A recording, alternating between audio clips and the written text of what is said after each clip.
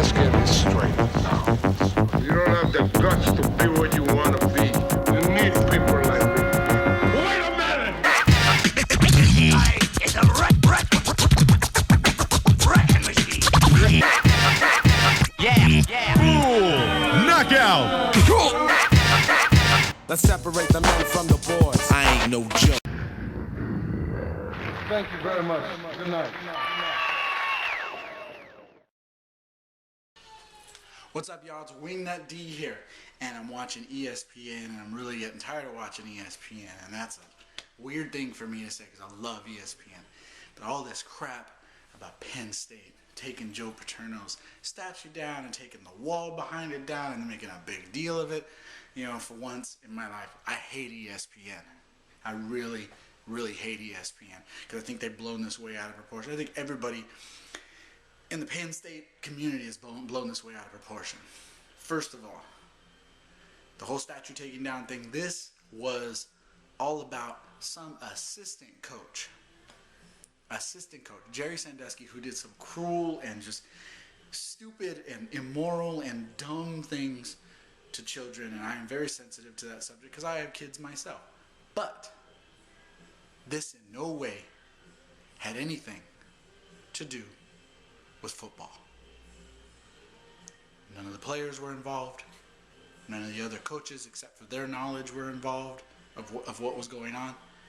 Joe Paterno, what he knew, what the vice president and the president of the school and the athletic director and all these other people knew. It's all about Joe Paterno. Joe Paterno, everybody acts like Joe Paterno did this. Like he was involved, like he was right there, like he introduced these kids to Jerry Sandusky, like the players who are now being punished brought these kids to Jerry Sandusky. I'm sensitive to the subject, but I'm not sensitive to the punishment. The punishment that was handed down to Penn State yesterday, crazy, ludicrous, idiocy at its best. The NC2A just pulled up their pants, stuck out their chest, and said, hey, we're a big deal because we're laying this down. They're punishing players from the past, vacating wins, punishing coaches from the past, saying, hey, those wins never happened because this happened during that time. Did it happen at the 50-yard line? Did it happen at the stadium? Jerry Sandusky go take a piss and then come back and he had a little kid with him? I'm sensitive to the subject of child abuse and child neglect and anything that has to do with children. I'm sensitive to that, but none of this happened while a football game was happening. The NC2A is handing down, $60 million and no 4 years probation, 6 years no bowl, whatever. You can't pee on the side of the road, whatever. NC2A's got their big britches on right now. But the way I look at it is this: the one thing no one has mentioned that they should be mentioning about all this is stricter rules for the coaches and stricter background checks. Or maybe they should do background checks.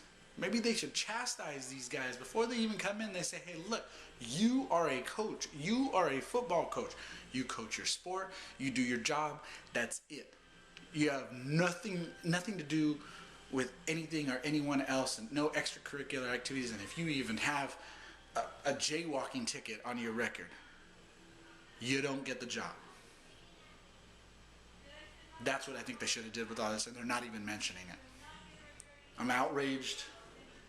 I'm hurt because I think Joe Paterno was and is still one of the best college football coaches that ever lived, bar none. What he did with his teams on the field has nothing whatsoever to do with what Jerry Sandusky did.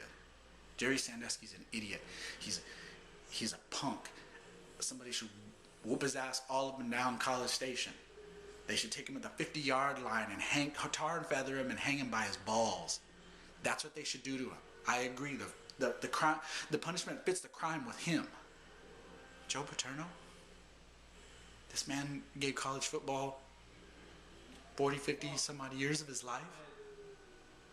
And this is what he gets?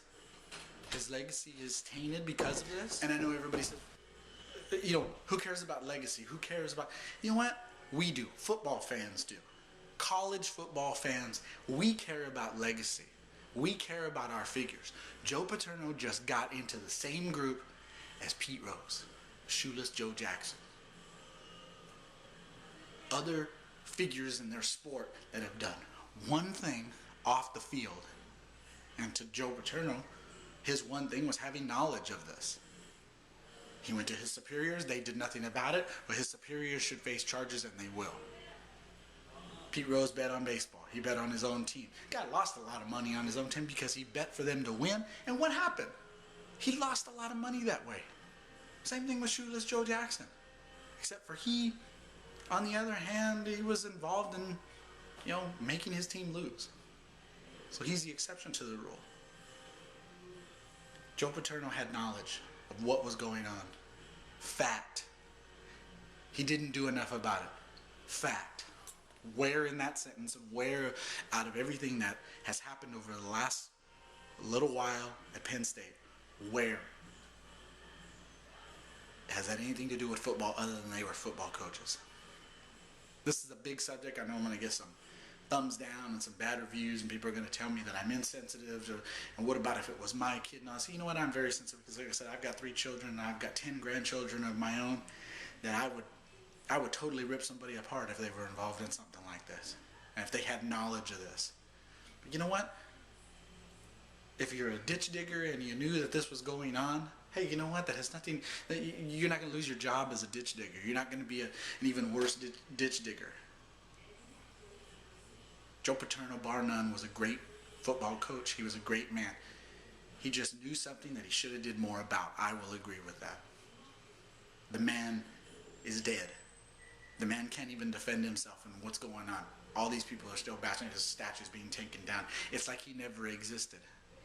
Well, the way I look at it, Penn State, is this. Screw you.